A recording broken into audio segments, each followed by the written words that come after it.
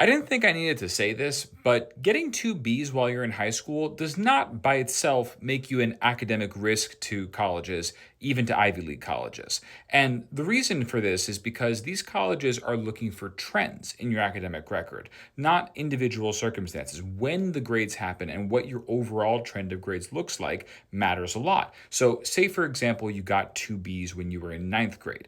That's really not going to have a big impact on your application, particularly if you got A's all of 10th and all of 11th grade. What they're going to see is, oh, okay, you had a little bit of a rough patch in ninth grade, but then you got it together. And particularly if you confirm it with a very high score on the SAT or ACT, there's no academic issue with you at all. Right? However, if you got those B's way closer to when you're applying, let's say you got those B's in 11th grade, and let's say they were in important classes, let's say you got them in AP class, that's a problem, right? Because what it says, especially to an Ivy League school, is wait a second, they took some hard classes very close to when they're applying to college, and they didn't do as well as they would have hoped, right? That becomes a much bigger issue. And especially if you don't have a good test score, that becomes an even bigger issue. Now, there are rare cases where there are some colleges, Caltech and MIT might be examples of this, where they scrutinize your record way more than even most of the Ivy League schools.